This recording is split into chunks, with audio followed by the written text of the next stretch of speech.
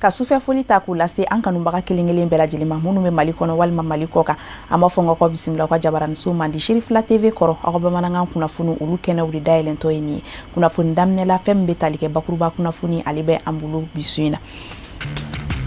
Ka kɔn don ɲumana ziyara baaraw fo ka taa se Mawuludu san 2026 o baaraw ɲɛ fɛn min bɛ tali kɛ ko labɛnjɛkulu maaw la ni o ye fadi ye ka fara sirabakan bolilaw ka lapasali jɛkulu kan fo ka taa se lakana tigilamaw ma o bɛɛ lajɛlen de taara ka taa u ɲɛ da baara kɛcogow kan fɛn min ye don ɲumana ye ka se ka ɲɔgɔn bilasira yaasa baara ba fila min bɛ nalen n'o bɛ tali kɛ u ka san baarabaw la laɲini minnu bɛ u bolo olu ka se ka kɛ sabatifɛn ye. Ni ne ye bi bakuruba kunnafoni ye kunnafoni wɛrɛ min na sɔrɔ ka fara min kan k'o kɔnɔkumaw walawalaw ye sɔɔni aw dangana.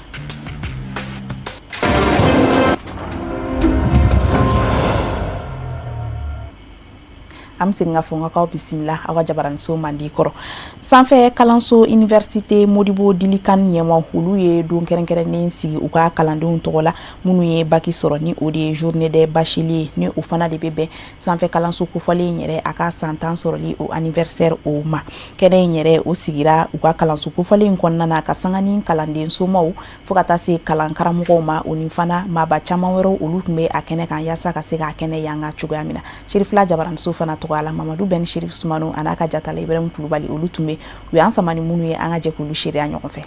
Nin kɛnɛ belebele mun sigilen filɛ a sigira sen kan Université Modibo Kane dili ɲɛmaaw de fɛ. A kun de u ka ekɔliden minnu ye bagi sɔrɔ walasa ka se k'olu la nisɔndiya u k'a ma journée des bacheliers. Maa min kumana ekɔlidenw tɔgɔ la a y'a ka nisɔndiya yira kosɛbɛ. A y'a yira a ka kumaw la k'a fɔ ko université in kɔnɔna la kalan nafama ekɔliden bɛ faamuyali caman sɔrɔ ka d'a kan ekɔlimɛtiriw cɛ sirilen don cogo min na kalan bɛ se ka faamu. A ye wele bila k'a ɲɛsin ekɔliden somɔgɔw ma u ka da ni université ba in na ka na n'u ka ekɔlidenw ye k'u tɛ nimisa o la. Bon, tout d'abord, n'y a précisé, n'y a tagalé, contrairement aux autres universités, Modibo Kane Dili, établissement mi,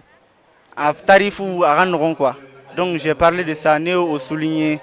Ou en plus de ça, n'y a un mode de paiement. Mode de paiement est d'horaire, Sarachogo. Allez, Sarachogo fait avec Sara par tranche. Donc au tranche, nous fait Arab sa démassement. Chouamina, ou c'est où est Sara. U denw ye ka sɔrɔ u ma sɛgɛn u ma ɲani donc n donna o yɔrɔ ninnu kɔnɔ ka kuma o kan. Bon en plus de ça fɛnɛ n ye an ka ekɔliso ta k'a lajɛ ekɔliso in jɔlen don ka ɲɛ. Bon n'i kɔni ko ko kalanyɔrɔ i ko ko kalanso yɔrɔ ɲuman bon n'i ye Modibo Kane ta k'a lajɛ kalanso yɔrɔ ɲuman bɛ yen donc n ye o avantage ninnu n y'olu souligner. O kɔfɛ denmansa ni ekɔlidenw ni ekɔliden maîtres n ye foli lase u ma ani ka a souhaité min ye bagi sɔrɔ fɛnɛ olu ka se ka na Université Modibo Kane na cogoya min na ka se ka n'u ka kalan tɔ continuer. Ne nisɔndiyalenba de don bourse in a sera fɛn dusu ma a diyara n ye a bɛna fɛn caman bɔ n fani ba kan o fierté bɛ n na halisa ani reconnaissance de bɛ n na ka d'u ma parce que école caman ye fɛnw di mais u ma nin bourse sugu di donc je peux qu'être reconnaissante. Voilà, an bɛ Modibo Kane remercier monsieur Modibo Kane ani professeur et on espère que fɛn bɛɛ bɛna ɲɛnabɔ. Université Modibo Dilikan ɲɛma n'o ye président fondateur docteur Modibo Kane Dunbiya ye a ye foli kɛrɛnkɛrɛnnen kɛ k'a ɲɛsin ekɔlidenw ma minnu ye bagi in sɔrɔ. A tilala k'a ka nisɔndiya foli kɛ k'a ɲɛsin ekɔliden somɔgɔw ma. A y'a ɲini ekɔlidenw fɛ u k'u cɛsiri ko nin ye baara dɔ bannen nka baara kura wɛrɛ daminɛna kalan tɔ bɛ kɔfɛ. An b'aw ladɔnniya fana k'a fɔ nin université ba in na kalan sira caman de bɛ sɔrɔ u fɛ yen nɔ. U kɛlen don ka kalan kuraw sigi sen kan n'o bɛ tali kɛ dɔgɔtɔrɔya kalanw kan o n'a ɲɔgɔnna caman subahana mansiw. I mago bɛ kalan sanfɛ kalan fɛn o fɛn na a bɛɛ bɛ sɔrɔ université in na. Ne bɛ se ka min fɔ aw ye nin kɛnɛ kan bi an bɛ yan parce que denmisɛnnin minnu b'an bolo kalan na n'u ye bagi kɛ ɲinan groupe banasu kɔnɔ a ekɔlidenw groupe banasu ye ekɔliso camanba de mais minnu ye kalan kɛ n'u ye bagi sɔrɔ k'u fara ɲɔgɔn kan ka ni célébration in k'u ye en même temps k'u ka bac diplôme d'u ma an bɛ yan de o de la bi n'a bɛ fɔ de ma ko JBAC 2026 donc nin ye san o san de an b'a kɛ o de y'an lajɛ yan bi min nana n'o ye c'est la récompense o ye ka mɔgɔw nisɔndiya minnu ye baara kɛ parce que o fana bɛ to dusu bɔ ka se ka caman kɛ minnu ye mention sɔrɔ mention bien mention très bien, mention bien et mention assez bien. Donc il y a bourse en fonction de leur mérite. Donc il y a baramike au récompense est donné ka sans savoir kalam bourse duma ka kalan ke fou au bourse bena million tan nandima nyodi mais ni en san wolonwula de o ko kono san wolonwula in kono ne yɛrɛ bourse min di malien denmisɛnninw ma u bɛ bɛn bourse 700 de ma an y'o di denmisɛnninw ma u ka se ka kalan kɛ donc vraiment o y'an ka contribution ye ka se jamana yɛrɛ ma mais ka se somɔgɔw ma parce que dɔw bɛ bac sɔrɔ étude supérieure ni se t'u ye an b'u dɛmɛ ka kalan in sara u ye fu ba n bɛ se ka welewelekan min f'u ye o de y'u ka na parce que ni soba ninnu tɛ o ekɔliso jɔra cogo cogo la fo kalanden ka k'a kɔnɔ n'i y'a mɛn ekɔliso ekɔliden de don n'i y'a mɛn ekɔliden dɔw de fana ye a bange n'o ye mansaw ye olu minnu dara n na ka denw d'an ma an ka se k'u former an b'olu de fo yan bi anw nisɔndiyalen bɛ olu yɛrɛ place la u nisɔndiyalen don anw yɛrɛ nisɔndiyalen don mais nin bɛɛ bɛna mun kɛ n'u formera u bɛna jamana in de nafa jamana nisɔndiyalen don an nisɔndiyalen don jamana fana ye parce que nin bɛ mali ka ɲata de kɔfɛ n bɛ message min f'u ye u ka na kalanso in b'olu de kama yan anw ye école karamɔgɔ ye mais an bɛ yan k'u denw former ka d'u ma u ka kɛ mali siniɲɛsigi ye an b'a f'u ye u ka na dɔrɔn n'u nana c'est à dire k'an seko ye min ye u ka kalan na an b'a kɛ Amaladɔniya k'a fɔ nin kɛnɛ in kɛra sababu ye Université Modibo Kane dili ɲɛma n'o ye Dr Modibo Kane Dunbiya ye a ye bursu 10 de di ɔkɔliden 10 ma minnu ye bagi sɔrɔ ni mention ɲumanba ye olu b'u n'u ka san 3 kalan in kɛ fu la a musaka bɛ jɔ fo 10 millions a n'a kunkanfɛ a ye mun kɛ a bɛ nin kɛ san o san ekɔlidenw ye minnu bɛ kalan kɛ kosɛbɛ o fana kɔfɛ minnu fana dar'olu kan bursu a sɔn nɔgɔyara olu ma fo 100 sarala 50 o n'a kunkanfɛ Amaladɔniya k'a fɔ nin baara ninnu bɛɛ daminɛna ni jɔnjɔn dali ye a kun cɛra ni bursu dili ye ɔkɔlidenw ma minnu garisɛgɛ donna a la kunnafoni nasira wɛrɛw fɛ i b'a fɔ an tun y'aw tulo lasɔn bakuruba kunnafoni ale kɔnɔna na cogoya min na sisan ka kɔn donɲumana ziyaraba ani mawuludu o baaraw ɲɛ fɛn bɛ tali kɛ silamɛya dɛmɛtɔn fédération ansardine international fadi maaw la ka fara sirabakan bolilaw ka lapasali jɛkuluba kan fo ka taa se lakana tigilamaw ma olu farala ɲɔgɔn kan k'u sen bɔ u kɔnɔkɔrɔ ka se ka taa yɔrɔw olu lajɛ yaasa u ka se ka ɲɔgɔn bilasira baara kɛcogo ɲumanw na fɛn bɛ tali kɛ laɲiniw na olu ka se ka kɛ sabati fɛn ye ziyara ani mawuludu baaraw olu hukumu kɔnɔna na Sherifila Jabaranso tɔgɔ la Samaira Sanogo Dramane Mali olu de tun bɛ ka taa ye o ɲɛ na labɛn cogoyaw bɛ hakɛ min na ka hakili fɔlɔfɔlɔw kɛ u yɛrɛ dama ni ɲɔgɔn cɛ janko ka se ka labɛn labaw kɛ ka kun don kɔfɔlen ɲɛ ni ka laban ka baara kɛcogoyaw ɲɛfɔ ɲɔgɔn ye o de ye nin munumunu salo kun ye min kɛra silamɛya dɛmɛtɔn Ansaru fédération internationale a kulabɛlikulu maa dɔw ka fara mobilibolilaw ka lafasalikulu maa dɔw fo ka se lakana sabatibaw ma min kɛra o fɛ don ɲuman na ka bɛn ni nin don in ye bi sɔgɔmada in na an ye ɲɔgɔn sɔrɔ yan nɔ ka sanga ni an ka mobiliw ani an ka bolimafɛn misɛnmaninw motow ka fara karibaw kan olu jɔyɔrɔko la ka d'a kan ni i ko mɔgɔw kana mɔgɔw bɛ na cogo dɔw de la donc o nacogo ninnu f'olu ka kɔlɔsi kosɛbɛ donc o de bɛ kɛ sababu ye ka mɔgɔw ni kɔlɔsi donc o la o jɔyɔrɔbaw la an ye sotarama ka jɔyɔrɔ ye yira tonda la donc yanni ka se fara yɔrɔ yɛrɛ ma mètre 100 bɔɲɔgɔn kiniyan fan fɛ donc o la an ye sotaramaw ani katatantigiw olu bɛɛ bɛna jɔ o yɔrɔ in na donc ka ɲini o mɔgɔ minnu bɛna na sotaramaw na ani an ka tɔnden minnu bɛna sotaramaw luwe ka ɲini u fɛ u ka kɛ hakɛtobaga ye o jɔyɔrɔ in ma kɛ foyi kama fo ka olu yɛrɛ n'u bolofɛnw k'u lakalan k'u lakɔlɔsi donc o la o kɔfɛ n'i tagara tɛmɛna Doyemana sugu la ka se kalansoba in yɔrɔ la an bɛna kariba ninnu fana jɔ ye an bɛɛ b'a kalama kari bɛ bɔ Mali fan 14 bɛɛ ani jamana kɔfɛ minnu fana bɛna ni tɔndenw ye n'olu bɛna to yan fo ka taa Mawuludu tɛmɛ o kariba ninnu bɛna jɔ ye ka fara mobili misɛnmaninw donc min ye an balima telimanitigiw fana ye olu fana ka jɔyɔrɔ kɛrɛnkɛrɛnna donc o la min bɛ ɲini nin bɛɛ lajɛlen fɛ o de ni jɔyɔrɔ min jirala min na bɛɛ ka taa jɔ yen nɔ o bɛ kɛ sababu ye an mago b'a la cogo min na ka mɔgɔw n'u bolofɛnw lakana o bɛ kɛ sababu ye k'o sabati wa olu yɛrɛ minnu fana ye bolimafɛntigiw ye u fana bɛ basigi ni sabati sɔrɔ u ka baara la o jɔra ka bon kosɛbɛ baara nunu kɔnɔ ka sanga ni maaw nu u bolokɔnɔfɛnw tali ye ka taa mobilibolilaw ko don yɔrɔ kɛrɛnkɛrɛnnen dɔw labɛnna ka bila u ka maraw kɔnɔ janko bolifɛnw ka se ka lasogo ye ka ɲa. K'a f'u ye ɲinɛn ta organiser no ka tɛmɛ san bɛɛ ta kan. Point fɔlɔ o ye ni bɔra Seriwala yanni ka don Doɲimana kɔti yɛrɛ yɛlɛnda la terrain belebele bɛ yen n'o o bɛ kinibolo fɛ mobili ninnu bɛna organiser n'o ye urbain ni interurbain ye mini kariw ni sotaramaw. Bon minnu y'an ka kari baw ye olu bɛ avancer Doɲimana sugu yɛrɛ la n'u sera ekɔliso kɛrɛla ballontan terrain min bɛ yen salon u tun bɛ jɔ yɔrɔ min na ka kɔrɔ o point fana vocal b'olu bolo bɛɛ lajɛlen k'i jɔ o jɔcogo la. Mais n'u bɔra Bangɔni na ka na Zara don u bɛna sɔrɔ barrière dɔ dalen don syndicats bɛ barrière la vigiles bɛ yen contrôleurs bɛ yen jeunesse mɔgɔw fana b'a kɔnɔ parce que an kɛlen don k'an tɛgɛ di ɲɔgɔn ma. Maintenant n'a fɔra k'i ka dan yɔrɔ o yɔrɔ i ka dan yen syndicats mana f'i ka dan yɔrɔ min na baarakɛla in kelen-kelenna fɛn mana min f'i ɲɛna k'i ka dan yen k'a kuta ye an bɛɛ lajɛlen bɛnbakan don pour que baara in bɛ ɲɛ. Wa o kɔfɛ an bɛɛ lajɛlen ka kɛ kɔlɔsilikɛla ye Zara ani Mawuludu kɔnɔna la. Chauffeur n'u ka parantiw kɛrɛnkɛrɛnnenya la an bɛ kuma olu de fɛ kɔlɔsili belebeleba ka kɛ olu de u ka passation kɔlɔsi n'u ye fɛn ye fɛn min m'u ja k'u ka syndicat ɲɛmɔgɔw wele an fana ni fɛn min ma bɛn n'an kan ka autorité informer min na an bɛ information di bɛɛ lajɛlen ka bɔ a kalama ka tila k'a f'u ye u ka mɔgɔw tɔbɔtɔ u ka passation bonya kosɛbɛ kosɛbɛ an ka parantiw kɛrɛnkɛrɛnnenya la u k'a lajɛ ni mɔgɔ ka minɛn tor'u kun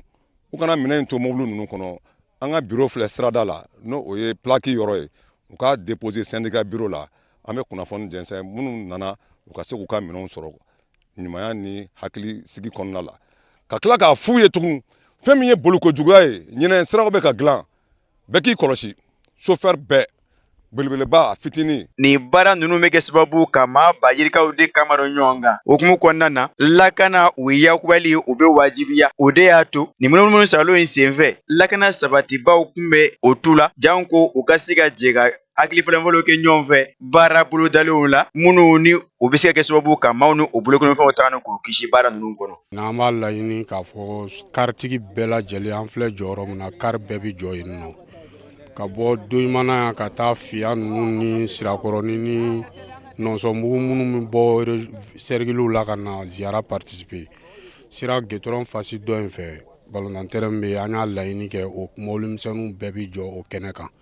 mais an yɛrɛ bɛ jɔyɔrɔ min na ka interview kɛ sisan o ye kariw jɔyɔrɔ ye o de y'an ka laɲini fɔlɔ ye yan fɔlɔ. Doɲimana sira ka bɔ Doɲimana yan ka taa Bangɔni na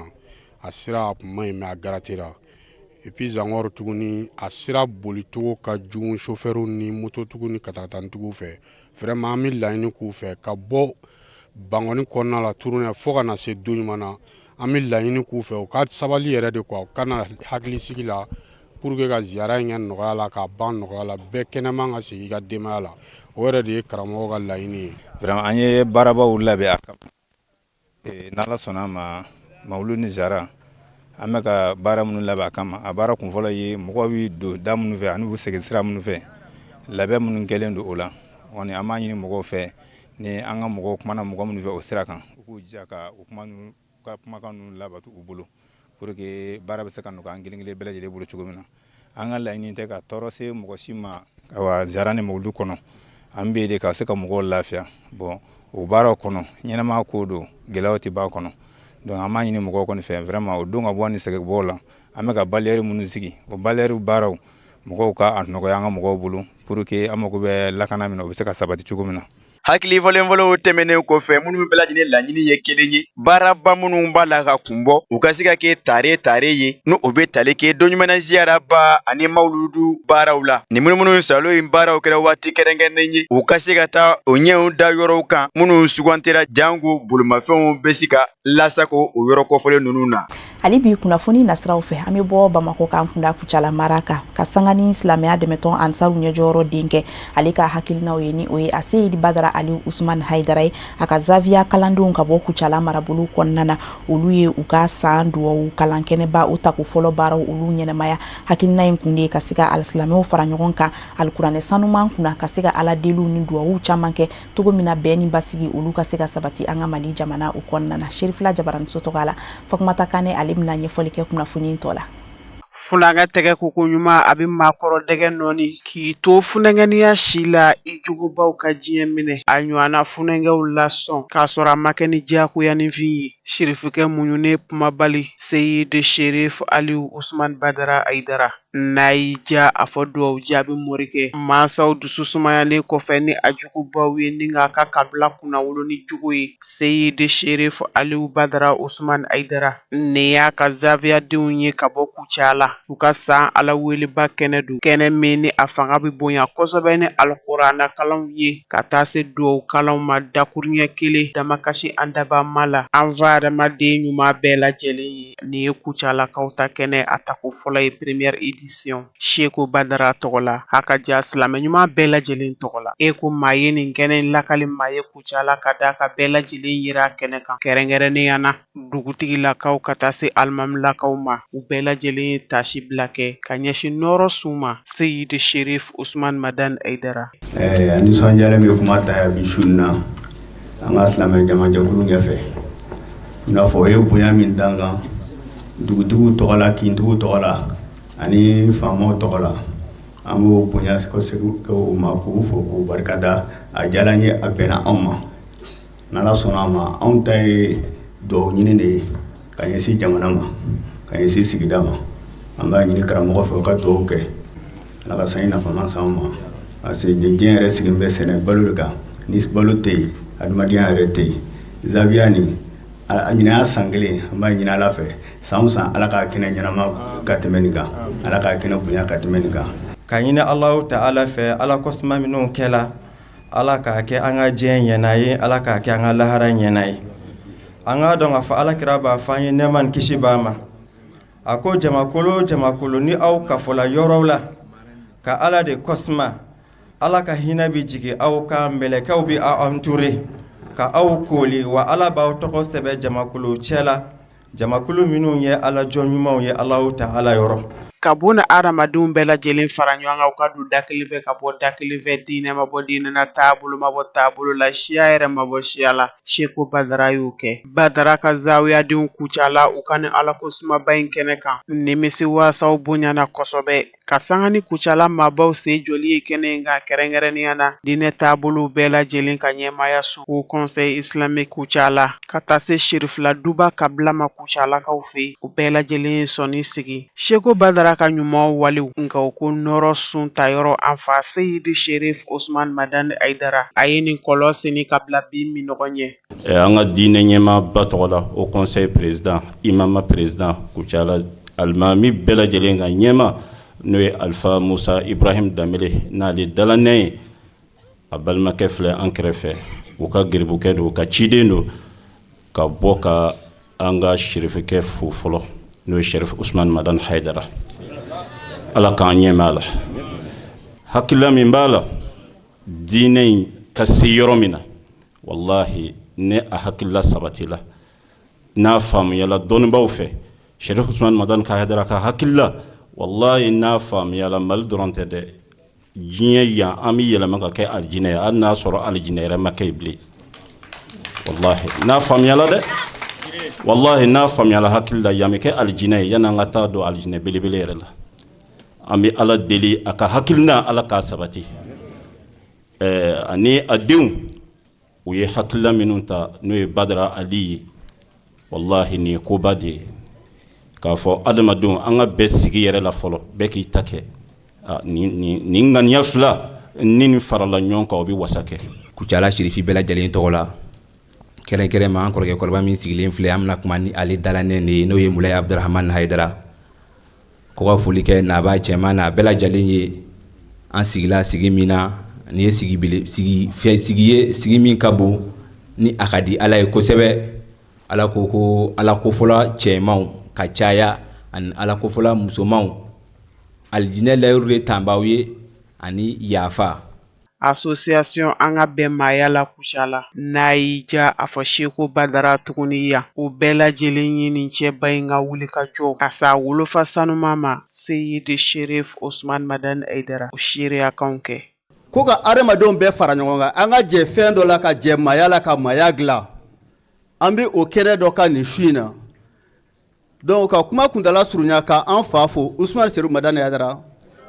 ala sɔnna ka denw minnu di a ma ka an sɔn an ka tugu kɔ an bɛ ala fo musow tɔgɔ la n'o ye Ajaratu Kɔnɛ n'a ka jama Abi Tarawele n'a ka jama ko ka foli lase Sirifila ma k'a daminɛ an fa an ka guide n'o ye Seydou Cherif Ousmane Madani Haidara ka duwawu k'a ye ka duwawu ɲini a fɛ k'a deli Ala fɛ sijani kɛnɛ ni lafiya Ala k'a da n'a ma o kɔfɛ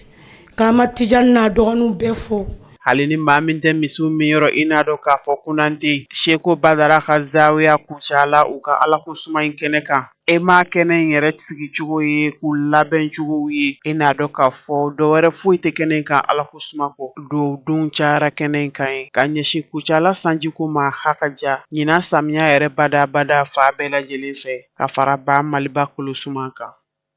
Ali bi an ka kunnafoniw kɔnɔna na an bɛ bɔ Mali jamana kɔnɔ ni k'an kunda Côte d'Ivoire jamana ale kan Côte d'Ivoire ansaruw ye bonyamasegin kɛnɛba sigi ka ɲɛsin silamɛya dɛmɛtɔn ansaruw ɲɛjɔyɔrɔ ma ni o y'an fa n'an karamɔgɔ Seyidi Cherif Ousmane Madani Haidara ka sanga ni a ka taamaw kuncɛli baaraw ye a bɔlen kɔfɛ Buake ni Côte d'Ivoire jamana kan ni ka sanga n'a ka taamaw ye n'o tun bɛ tali kɛ Bunjali la fo ka taa se o jɛnɛ kɔrɔbɔ olu bɛɛ lajɛlen wajulu tɛmɛnen kɔfɛ a Seyidi Cherif Ousmane Madani Haidara a ye bonyamaseginba sɔrɔ ka bɔ Côte d'Ivoire ansaru tɔgɔ la Sherifila Jabaranso kɔnɔna na fɛn min bɛ tali kɛ Amadou Diallo Buya Kulubali ani Jakarija Dambele n'ale y'an ka lasigiden Côte d'Ivoire jamana kan olu ka sɔrɔlen don an ka jɔ ka seereya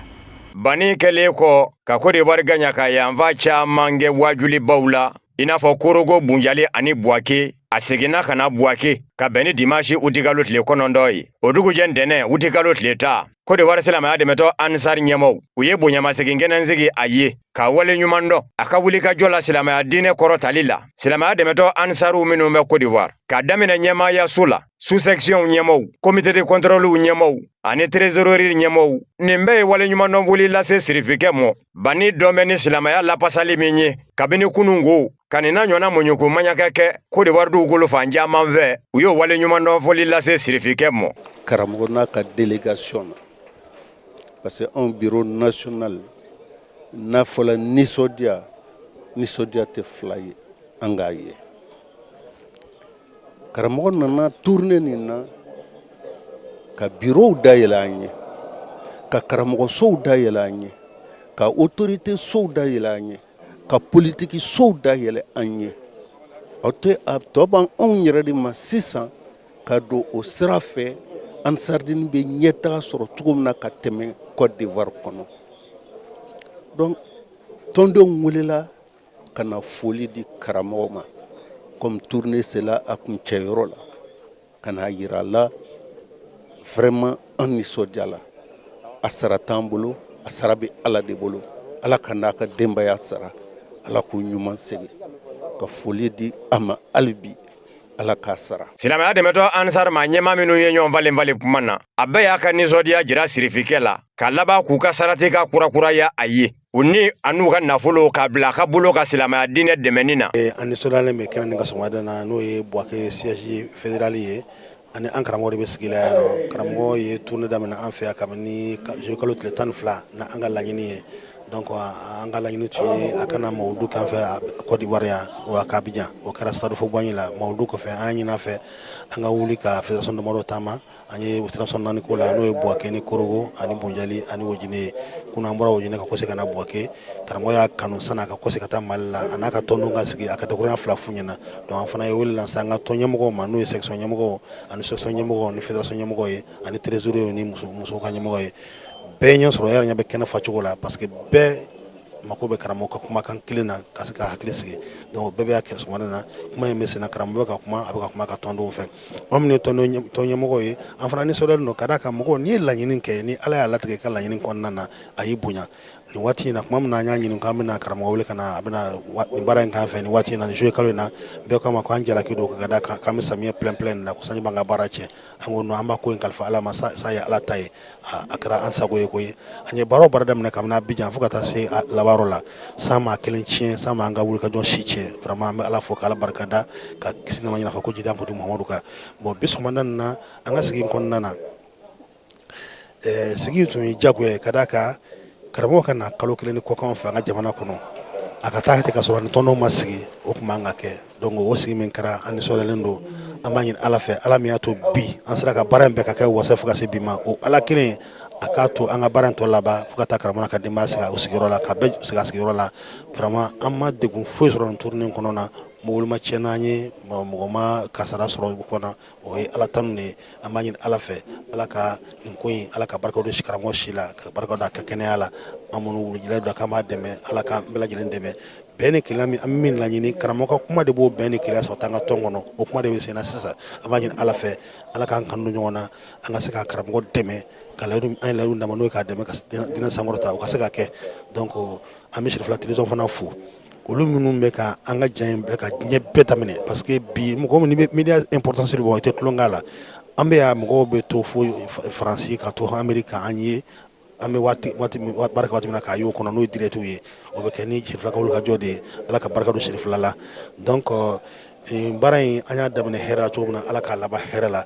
ka a ɲini ala fɛ karamɔgɔ na ka na thème min développer ɲina n'o de ye jagoya tɛ diinɛko la a n'a ka n'o développement min kɛ a diyara mɔgɔw ye parce que u ye faamu caman sɔrɔ k'a fɔ ko diinɛko ma se ɲɔgɔn joli bɔnna i b'a ɲɛfɔ de n'a faamuyara ni min y'i ta faamuya a bɛ tugu i kɔ donc mɔgɔ caman y'o faamuya o de an mako b'o de la donc ala ɲin'a fɛ ala ka ɲɔgɔn caya an si kɔnɔ anw minnu bɛ k'a dɛmɛ ala k'an fana dɛmɛ ala k'an bɛɛ wasa ala k'o kɛ ni kira hɔrɔma ye sallallahu alaihi wasallam. Mali silamatɔw ka fara ɲɔgɔn kan jɛkulubaw conseil islamique du Mali ma ɲɛma Mali silama diinɛ ɲɛmaw ka fara ɲɔgɔn kan jɛkuluba groupement des leaders spirituels musulmans du Mali ma ɲɛma silamɛya dɛmɛtɔ ansaru ɲɛjɔyɔrɔ a Seyada Sherif Ousmane Madane Haidara ka kumaw la a ye silamɛya dɛmɛtɔ ansaru fo Côte d'Ivoire maa o maa bɛ yɔrɔja ani yɔrɔ suru n'i ye wulikajɔ kɛ a bisimilali la Côte d'Ivoire dugukolo kan a ye bɛɛ fo ka bɛɛ wale ɲuman dɔn Buakema ɲɛmaw Côte d'Ivoire jamana ɲɛmaw a ye foli lase nin bɛɛ lajɛlen ma baara in sɔrɔla ka kunjɛ ni Mali silamatɔw ka fara ɲɔgɔn kan jɛkulubaw conseil islamique du Mali ma ɲɛma Mali silama diinɛ ɲɛmaw ka fara ɲɔgɔn kan jɛkuluba groupement des leaders spirituels musulmans du Mali ma ɲɛma silamɛya dɛmɛtɔ ansaru ɲɛjɔyɔrɔ a Seyada Sherif Ousmane Madane Haidara ka dugawu dakuru ɲɛw ye ali bi Côte d'Ivoire jamana kɔnɔna na fɛn min bɛ tali kɛ an fana karamɔgɔ a Seyid Sherif Ousmane Madani Haidara a ye jumaseliw kɛ fɛn min bɛ tali kɛ kunun juma la utukalo tile 14 san 2026 abubo misiri o kɔnɔna na Abidjankaw fɛ yen nɔ o kɛra waleya ye min fura kosɛbɛ Côte d'Ivoire a ma ɲɛmaw fɛ fo ka taa se diinɛ ɲɛmaw ma Sherifila Jabaramuso tɔgɔ la ali bi an ka taamadi Amadou Diallo Buya Kulubali fo ka taa se lasigiden Jakarija Dambele ma olu ka sɔrɔlenw don Fɔlɔmaw ni labanamaw kuntigi Mohamedou Mustafa Nemani kisi bɛ a ye mɔden a Seyada Sherif Ousmane Madane Haidara ka bɛn ni juma utikalo tile 14 ye a bisimilala Abubu kan komando misiri la Imam Ibrahim Tawu ka misiri ni misiri in jɔra a tigi fɛ ni nka ko bɛɛ lajɛlen ta k'a di bani mɔ bawa jɔba bɔra fɔ Abidjan ka na bonya da sirifikɛ kɔrɔ k'a fɔ misiri in jɔra a ye a ta don ka Imam Ibrahim Tawu kɛ a misiri alimami ye san 30 kɔ tɛmɛnen kɔ sirifikɛ ni silamaw jɛra ka juma seli o misiri kelen la Abidjan Abubu kan komando Abubu sigida ma ɲɛmaw n'o ye maire maw ye olu ye labɛnbaw bila sen kan u kɛlen ka mɛn ko bani natɔ don seli la Abubu misiri in na bani donnen ye foli bila silamajama bɛɛ lajɛlen la maire nɔnabilaw kozimu nɔnabila vraiment nisɔndiya tɛ k'a bɔ mana min na dɔw b'a la minɛ ka kalo kelen tagama yɛrɛ kɛ kuma dɔ la ka taa karamɔgɔ sɛgɛrɛ fo Bamako n'a fɔla ko karamɔgɔ belebele o k'a yɛrɛ senfa ka na anw sɛgɛrɛ yan vraiment kunna wololo anw ma kunna wololo Côte d'Ivoire ma kunna wololo Abidjan ma kunna wololo anw ka misiri ma kɛrɛkɛrɛ bolo n'a nana vraiment ni karamɔgɔ barikaman a bɛna kɛra dogo sanuma mun yɛrɛ k'an ye vraiment o ye fɛnba ye donc o kama an nisɔndiya nɔ an sawa nɔ sawala dante sawa min na an bɛ a ɲini Ala fɛ hali bisa ni nɔrɔ belebele ni yelen ban an b'a ɲini Ala fɛ ni fitinɛ yelen k'a ɲɛ silan kɔrɔ Ala m'o kɛla an b'a ɲini Ala fɛ k'a si baraka ka laganfiya d'a ma ka kɛnɛya d'a ma vraiment a b'a laɲini na vraiment ko nin yɛrɛ ye taga ɲami ma ka Ala kɛ k'a ɲagatɛmɛ ka Ala m'o kɛla Imam Ibrahim Tawu denkɛ de bilara silamajama ɲɛ ni ka juma in seli misiri alimamiba yɛrɛ ni bani ka kalanden jolen don a ye kuma ta ka wale ɲuman dɔn foli lase a Seyada Sherif Ousmane Madane Haidara mɔ alhamdulillah an ka cɛkɔrɔbaw ka kuma don ko ni ko nisɔndiyabagatɔ ka taa fiyɛ n'a ɲaji ma faga a daji b'a faga an bɛ Ala le tanu k'a barikada ka Ala fo ka waliman dɔn vraiment nisɔndiya min b'an na a ka bon mais nisɔndiya bɛ anw na cogo min na a nisɔndiya bɛ Ala la ten ni misiri kelen anw de kɛla a alimami fɔlɔ ye ayiwa karamɔgɔ nana seliya misiritigi ni wulila k'a ka mamiri ta ka taa fo karamɔgɔ fɛ Mali la ka taa yira karamɔgɔ la ko n ka misiri ta k'a di ma Ala kama i k'a di taw ma ayiwa i ye misiri n'a kɔnɔfɛn bɛɛ y'i ta ye o ni bi cɛ o ye sanji 32 le ye nin ye n'a fɔra ko karamɔgɔ kelen ka segin Ala ka ne sɔn si la k'ale sɔn si la o ka tila ka na sigi o misiri kelen na tuguni ka duwawu kɛ foyi t'an bolo ka Ala fo ka Ala barikada vraiment an b'an ka maire fo a n'a kɔ jama bɛɛ wallahi an m'a fo ye an m'a fo yɛrɛ de an ka sira bila dɔrɔn mɔgɔ i tɛ se k'i ka mɔgɔba ta ka don commune kɔnɔ f'i y'a sara o la ka bonya ta ka taa d'o ma dɔrɔn sɔgɔma an sigilen bɛ an barala ka mansin ye mansin 2 ani mamiri belebeleba bɛnniw ani o ka mamiri misɛnninw ka kɛ ka na quartier fa ko Hayidara tɛna don commune na ka na commune dɔgɔnin sɔrɔ k'an ka quartier bɛɛ labɛn karamɔgɔ kan ka bɔ sira o sira fɛ k'a bɛɛ siɲɛ k'a labɛn vraiment k'o fo k'o barikada an ka kozi ɲɛmɔgɔ an ka quartier la yan n'o ye Kamara ye k'o fana fo Juma Kudubala Alimami lo et puis a fana man kɛnɛ ma yafala a ka Juma kɔ ka na fara an kan an ye karamɔgɔ bisimila dɔ wɛrɛ t'an bolo k'a fɔ ye o y'an bonya yarabi Ala k'o bonya o y'an bonya yarabi Ala k'o bonya an bɛ se k'o de fɔ. Bani kɛlen ka kuma ta a ye foli kɛrɛnkɛrɛn ka ɲɛsin Imam Ibrahim Tawo ma n'o y'a ka kalanden ye misiri alimamiba cɛsiri min bɛ a la diinɛ baara la ani a n'a ka nafolo sirifikɛ sɔrɔla ka dugawu kɛrɛnkɛrɛn silama bɛɛ lajɛlen ye mawuludu kalo yɛrɛ bonya kama Côte d'Ivoire jamana basigilen a y'o dugawu kɛrɛnkɛrɛnnen fɛnɛ kɛ.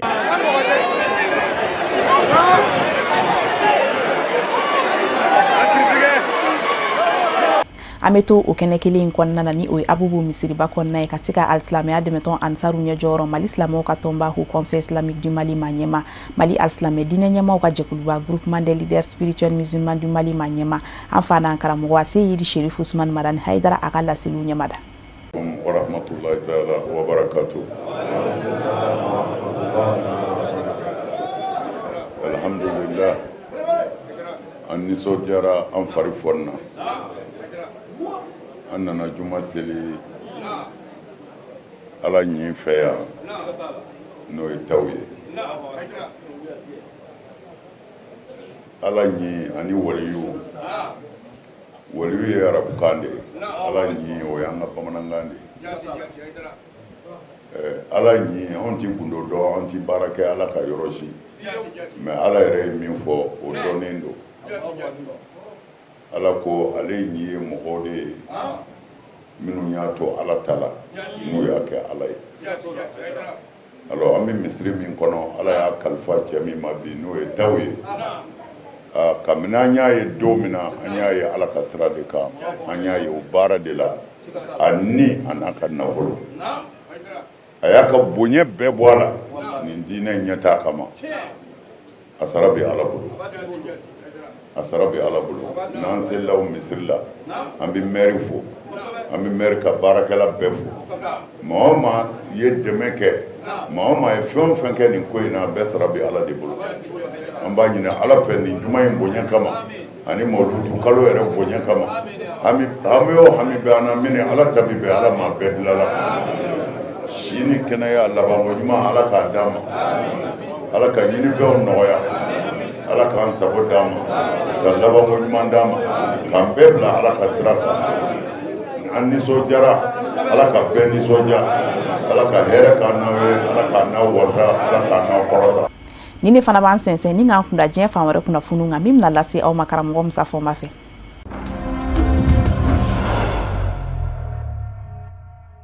Nigeria jamana kɔnɔ diinɛ ɲɛma 50 ɲɔgɔn na silama diinɛ ni chrétien diinɛ olu de jɛra k'u tɛgɛnɔ bila bɛnkan sɛbɛn dɔ la ka bɛn ni araba tɛmɛnen ye k'a fɔ u bɛ jɛ ka kuma ɲɔgɔnya bonya u ni ɲɔgɔn cɛ k'u kisi diinɛ kɛlɛ mɔ don nataw la. Silama diinɛ tɔgɔla lajɛba de dayɛlɛla Nigeria duguba la Abuja ka bɛn ni araba ye. Kunnafoniw nana n'a ye k'a fɔ laɲini tɛ dɔwɛrɛ ye kuma ɲɔgɔnya bɛ se bonya Nigeria jamana kɔnɔ diinɛw ni ɲɔgɔn cɛ cogo min. Tɛgɛnɔbila kɛra bɛnkan sɛbɛn min na a jira mɛ k'a fɔ jamana fanga bondaw olu bɛ ye diinɛ ɲɛmaw dafɛ silama diinɛ ni chrétien diinɛ ɲɛmaw ani forobatɔ ɲɛmaw bɛɛ bɛ se ka na sira o sira fɛ jamanadenw ni ɲɔgɔn cɛ diinɛw ka se ka ɲɛ sigila jamana kelen kɔnɔ Nigeria jamana basigilen k'a laɲini y'o ye. Nigeria jamana de bɛ taa maa 1,2 miliyɔn ni 30 ani 7 miliyɔn na jiyan selege nani warsoba bank mondial ka fola wa Nigeria jamana klame diner laje jamana ganya ka yamba o ma famba ye shilamaw ye aworodo yamba famba ye chrétien dine mawye tegeno blakera benganzebe ina ka beni kuma ye kuma mi ni Nigeria jamana ma nyamo be ka burondo America jamana nyama Donald Trump fe ka fo Nigeria jamana kera kuma shuli jamana ye Donald Trump de o fo ni o kalo sabanyo na ye ko Nigeria ma nyamo keme ku nyatugu chrétien dine tigilama utonyo nika maufe minu ngeme ka shilama ya dine brifini bri uyerela ka muguni kiseta chrétien ungamo Nigeria kora fo ngumene Nigeria ma nyamo fe funya jira Donald Trump la kafo Filiba ka yechugola ka sabu ke kele mimle ni yesena Nigeria jamana kono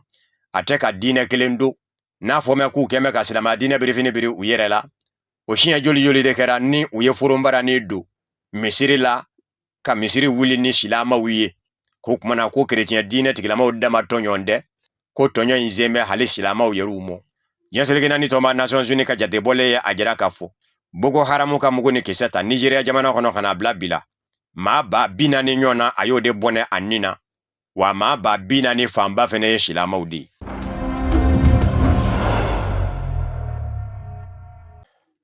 Ministri zo minya shime faranzini jamana wara ni nyonja kunyanyana bomo ni lasigide nlombe odela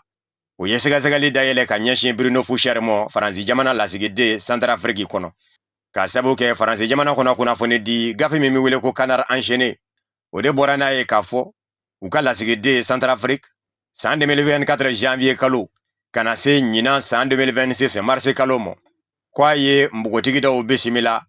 lasigide nzola ayra shiso fa fei musumanu minu jiba damene samu kana katase sambisa banyona mo ko wa amabita mabisa bala ko waka do yeru yeshushi fa kera sababu ye lakana ko konyebe lakana tilama minumbulu lasigide nzola oluka faransi jamana ministri sobo akalamo kafo uka lasigide Centrafrique ke wale baka ke sababu ye kana ni farati ye oluka bara kono Bruno Foucher lasigide mindo ninda chien folo lasigide nyala faransi jamana tokola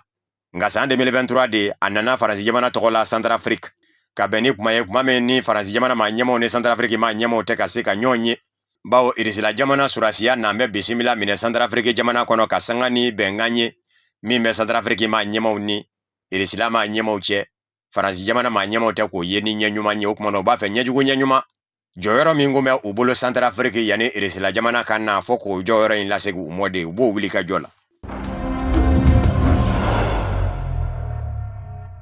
Maroko kauka kiriko ministri Abdel Latif Wahabi aya jira utigalo tetaningele temene kafo duguba flaminu blaniye Maroko ni Espagne ndanjeula Soita ani Melilla mingunga macha yambe ko tungarange uye danje kenye ninga do Espagne o dugu flami ni Espagne jamana be ku jate atawye Soita ani Melilla ko adugu kobe Maroko la koba ko Maroko tawdedu jabarani nzo mimi wele ko Ashark TV Maroko kiriko ministri ye korafo in lase o jabara nizo de la kafo Maroko ma nyemo ni Espagne ma nyemo keo ke ka nyonzoro kuma nyonya la o dabise ni ndugu fla kungangomo uni nyonje Soita ani Melilla bawo Maroko tado wa Maroko ba fe akasegi amu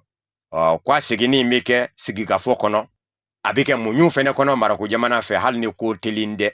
Maroko jamana ko kabene domina aleba ka yere ma horonya ta 1956 yoro ingume alefe nga Espagne ngone shina kana yoro imine Espagne nga usigira ala nonde Maroko tado Espagne ma nyemo kele kapmame uka ministre mi nyashime surasiya moni musola kado Margarita Robles ale bora kapma ka jira kafo febe bise kafo foni ndugu fla boli Espagne jamana tayala bawo ni ndugu fla be Espagne ve sangeme sabaku wale kele sangeme flaku wako ni ndugu fla atina fo ubijate Espagne vede Espagne ndo do ministri ka fola ko wako makatise ka ke adugu flaula Espagne ka ministri mi nyashime Espagne ni jamana wara ni nyonja kwenye na bo fenemo ofene kumata ka jira kafo ni ndugu fla kunga ngoma delikateme olu ni manyema shiche kafo ko abibo Espagne ndayala wale kele ko doba fe ko Espagne ga la sege amo ko daire de tido alamene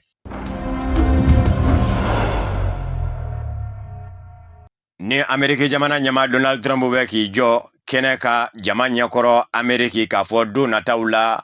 abi detroit moze kwa jibulo mineka ke Amerika jamana kwa jibulo doye Iran jamana kerefe ko Amerika jamana nyama Donald Trump ka donga fo detroit moze kwa jibulo a tɛ se ka ndaraki Iran jamana la k'i sigilen to bɔlɔlɔ na sira fɛ ni ka sɛbɛnni dɔ kɛ k'o bila k'i sago b'i bolo ŋɔniden la wali kelen k'a fɔ de ko pangurundoni ngurun de bɛ e bolo kwaji sanfɛ wali kelen k'a fɔ i se b'i bolo ŋɔniden na sariya se min ma nin ja i b'o tɛgɛ nɔ bila i ka jamana ɲɛmaayaso la wali kelen e mago de bɛ jamanadenw ka kala tali la don nata kalataw la k'i bɛ k'olu ka manja ɲini ko détonateur Moise Kouadji bolo minɛtɔ tɛ o cogo la Iran jamana la dɛ nin ye Iran jamana minisiri dangan ka kuma ye minisiri dangan min ɲɛsin bɛ Iran ni jamana wɛrɛ ni ɲɔgɔn cɛ ko ɲɛnabɔ ma n'o ye Kassim Gharibabadi ye a ko Iran jamana tɛ siran maa ka bagabaga ɲɛ ko détonateur Moise Kouadji bolo Iran jamana ta don a bɛ to Iran jamana ta yala minisiri dangan ye nin de sɛbɛn k'a bila bɔlɔlɔ na sira fɛ n'o ye X ye ka Ameriki jamana ɲɛma Donald Trump jaabi a ko détonateur Moise Kouadji bolo a bɛ dayɛlɛ walikɛla bɛ datugu Iran jamana de fɛ ko Ameriki jamana k'u to nin na ka dɛsɛ ka jɔngwala jɔ a la k'a fɔ u bɛ kɛlɛ min na kɛlɛ damandu la u dɛsɛra ka to yɛrɛ nɛgɛ na ten ko ka Ameriki jamana maa ɲɛmaw to o la ko Iran jamana n'a ka ŋwara dalen to détonateur Moise Kouadji bolo kan minisiriso yɛrɛ babu sindigi sa n'o ye Ismail Bagaye ye ale fɛnɛ kuma ta k'a jira k'a fɔ maa min bɛ k'i yɛrɛ nɛgɛ ka kalo tigɛ i yɛrɛ ye fɔ ka laban k'i tulomada k'i yɛrɛ ka kalo tigɛlen lamɛn i yɛrɛ kan ko k'i to o jɔyɔrɔ la e tɛ se ka kɛ tiɲɛ yɛrɛ baarakɛbaa ye bilen wa e tɛ se k'a dɔn k'a fɔ tiɲɛ yɛrɛ bɛ se ka labaara i da fɛ bilen nin kɛra Ismail Bagaye minisiriso babu sindigi ka kɔrɔfɔw ye bɔlɔlɔ na sira fɛ ni o ye tweet ye ka Ameriki jamana ɲɛma Donald Trump jaabi Trump de ye kuma ta New York duguba dafɛ kin dɔ la n'o ye Garden City ye k'a fɔ n'a tilara Iran jamana la k'a ka se boli Iran jamana kan a bɛ détonateur Moise Kouadji bolo min ɲɛtaji dɔnni nguru nga muɲuku manya ka kɛ Kouadji bolo ye minɛ k'a kɛ Ameriki jamana ji dɔ ye n'i bɛ détonateur Moise kan a ka kɛ i n'a fɔ i bɛ Ameriki jamana kɔnɔ a ye nin de fɔ New York dafɛlaw la ni ka sɔrɔ ka sɛbɛkɔrɔ yɛlɛ o kuma fɔli Iran jamana maa ɲɛmaaw de kɛlen k'o mɛnsa ni u bɔra k'a jaabi nin cogo in nɔ